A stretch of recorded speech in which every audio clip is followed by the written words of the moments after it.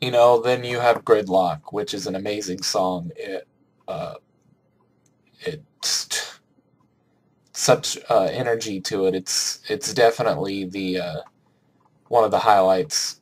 It was one of the 5 songs released before the CD came out as a teaser.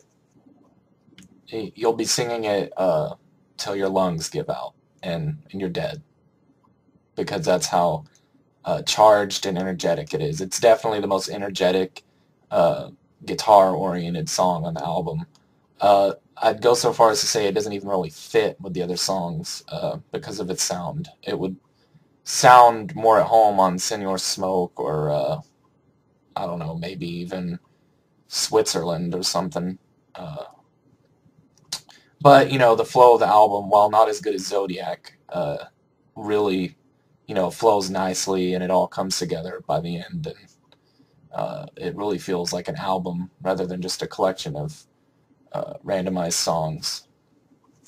Then you have It Gets Hot, which I made a music video for and got some recognition. I know the band posted it, and their guitarist apparently liked it. And I know their UK website, their record label, posted it there too, so that made me really happy. Uh, that's a great song. It's really poppy.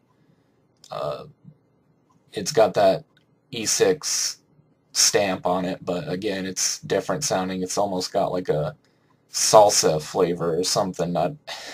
Maybe that's not the word I'm looking for to describe it, but hopefully you'll hear it. It has a cameo appearance from Andy D, who I don't know much about, but I know he did a show or two with them on this last tour, and his his rap verse is pretty funny, so check that out. Other highlights on the album, Interchangeable Knife, which definitely sounds like nothing they've ever done. Dick isn't even the star of it. He gives the wheel to Elijah Jones of the Constellations, who are an excellent band that toured with them for their Zodiac tour, and yeah, he raps the first verse on it, and then it then it it's taken over by She Bits.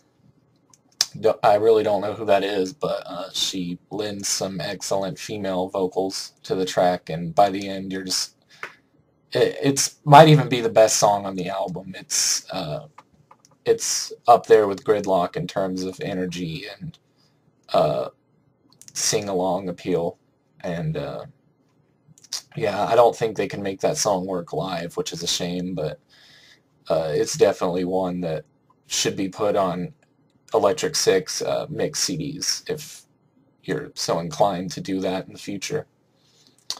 Elsewhere, you have Food Dog, which I know is one of the songs that didn't get a very good response from a lot of people, even the most hardcore of fans. It sounds like a real dirty, ghetto, rolling through the hood horror rap song, which sounds weird, I know, but I love it. I want to say it's one of my favorites from the album, but I definitely don't dislike it. I know a lot of people were, it left a sour taste in a lot of people's mouths, not just the casual listeners, big, big, devoted fans as well, and yeah, I just think it's great. There's a shout out to Captain Beefheart in it. My floppy, floppy, boot stomp, floppy, which I just thought was nonsense at first, and then a friend of mine told me about that reference, which I thought was pretty cool, because I know Dick is a big Captain Beefheart fan.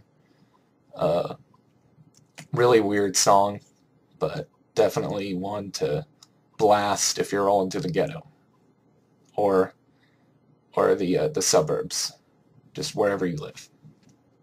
Hello, I See You is amazing and is so good that it doesn't even need to be discussed because it's obvious how amazing and classic it is. End of story. Bleed for the Artist, that's a solid track. We Use the Same Products, number 10. That's the one that I've seen get the most, the biggest response from critics It's like nothing they've ever done. It's got this real retro 80s feel, like a lot of the album. It's creepy sounding. It's got great lyrics, some of the best that Dick Valentine has ever written. It's just all around an amazing song. Uh, it's a slow tempo. It's a slow song, but you'll see what I mean when I say it's creepy. It has like an eerie feel to it.